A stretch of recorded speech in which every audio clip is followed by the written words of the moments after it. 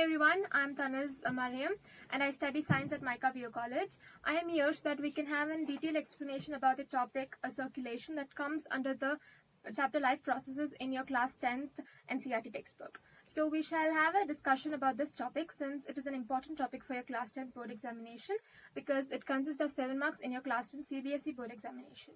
So now we shall get started with our topic. Okay, so I have made a presentation so that it would be very clear for you to understand the whole concept of circulation. So basically we have this in our class 10th NCERT CBSE textbook, and this is your lesson number 6, life processes. In this I will be explaining the concept about circulation in detail. Okay, so we can expect 7 mark questions in your board examinations. So now let's get to the topic and let's get started. So what does the circulatory system do? The circulatory system is made up of blood vessels that carry blood away from and towards the heart. Arteries carry blood away from the heart and veins carry blood back to the heart.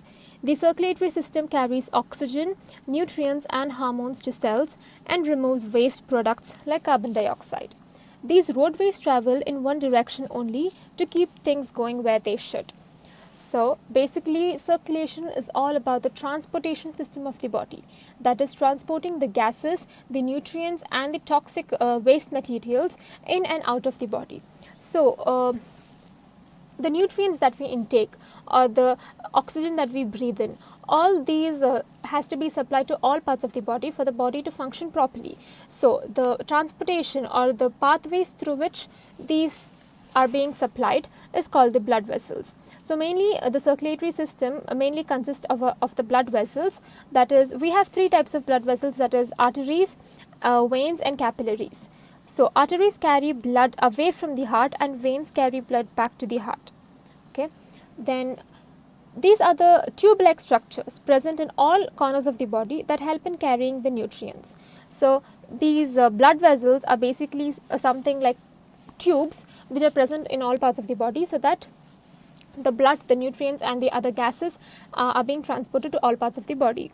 So these pathways are one-sided, that is, the backflow of blood is not being done.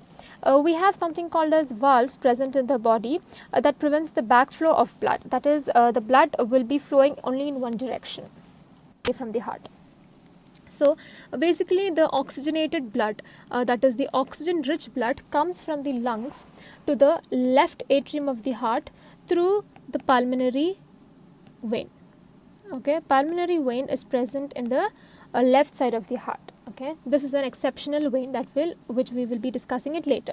So from the pulmonary vein the blood flows to the left atrium, and from the left atrium the blood is being pumped to the left ventricle, and there is a valve present between this left ventricle and the left atrium, and this the name of the valve is the bicuspid valve. Okay, from the left ventricle the blood returns back, the blood moves out of the heart.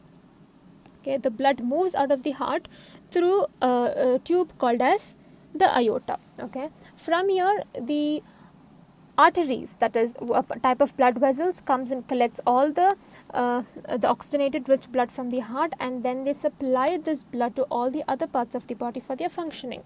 Okay, then from there the oxygen is being utilized, and then after the utilization of the oxygen and the blood we come up with the deoxygenated blood or the carbon dioxide rich blood. The carbon dioxide rich blood is then being sent to the right atrium and the right ventricle through vena cavas. So we have 2 types of vena cavas, that is the inferior vena cava and the superior vena cava. The inferior vena cava is ultimately responsible for the transport of almost all the deoxygenated blood from the abdomen and lower extremities from the body. Okay, and the superior vena cava collects the blood from the upper side of the body and then they give it back to the heart, that is to the right atrium. Then from right atrium the blood is being pumped to the right ventricle, and we have a valve present between them that is called as a tricuspid valve. After the transportation of the blood within all 4 sides of the heart, ultimately the blood is being moved away from the heart, that is the blood goes out of the heart through the pulmonary artery. So from the pulmonary artery, again this goes back to the lungs. So this cycle keeps repeating. So this is the functioning of the heart. Okay. So after delivering the oxygen, the blood returns to the heart. The heart then sends the blood to the lungs to pick up more oxygen. That is this line. Okay, this cycle repeats over and over again.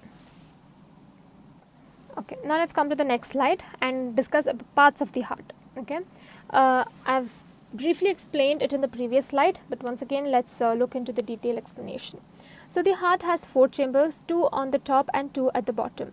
The 2 bottom chambers are called the right ventricle and the left ventricle. These pump blood out of the heart. A wall called the intraventricular septum is between the 2 ventricles. So the heart is basically divided into 4 parts. I'll just give a schematic representation here. So the heart is basically divided into 4 parts. And here we have the left atrium and left ventricle, and here we have the right atrium and right ventricle.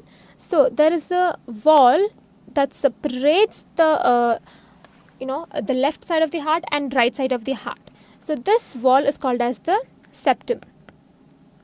So septum separates the left and right side of the heart, and this this forbids the mixing of the oxygenated and deoxygenated blood. That is why we basically have 4 parts of the heart. Okay. The 2 top chambers are the right atrium and the left atrium. They receive the blood entering the heart.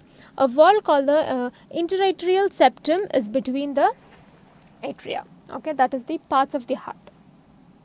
Blood doesn't flow back to where it came from. That is, it is only one pathway. The blood will be flowing only in one direction. Okay.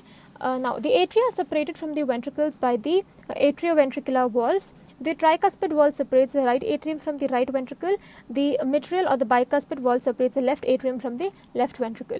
I have actually told you about this in the previous slide when I was explaining about the heart. So, 2 valves also separate the ventricles from the large blood vessels that carry blood leaving the heart. The pulmonic valve is between the right ventricle and the pulmonary artery, which carries blood to the lungs. The aortic valve is between the left ventricle and the aorta, which carries blood to the body. So the next slide talks about the types of circulation. We basically have 2 different types of circulation, that is pulmonary circulation and the systematic circulation. So the pulmonary circulation is a short loop from the heart to the lungs and back again. The systematic circulation carries blood from the heart to all other parts of the body and back again. The pulmonary artery is a big artery that comes from the heart. It splits into 2 main branches and takes blood from the heart to the lungs. So pulmonary artery is that one exceptional artery that is present in the right side of the heart, and this carries the blood away from the heart towards the lungs. Okay, the aorta is a big artery that leaves the heart carrying this oxygenated blood. Branches of the aorta send blood to the muscles of the heart itself as well as all other parts of the body. Now there are a few MCQ questions which we will solve now. So the first one is, arteries carry oxygenated blood except the pulmonary artery. So the pulmonary artery is the only artery that carry deoxygenated blood or the carbon dioxide rich blood. Okay. Next, the smallest blood vessel in the body is the capillaries. Okay. The other 2 types of blood vessels are arteries and veins. Third one is, the oxygenated blood returns from lungs to the heart to pulmonary vein. Okay. Next, in humans, right auricle receives dash blood from dash. So auricle is nothing but atrium. That is, in human bodies, the right atrium receives deoxygenated blood from the vena cava. The next one is, what prevents the backflow of blood in hearts? That is the valves.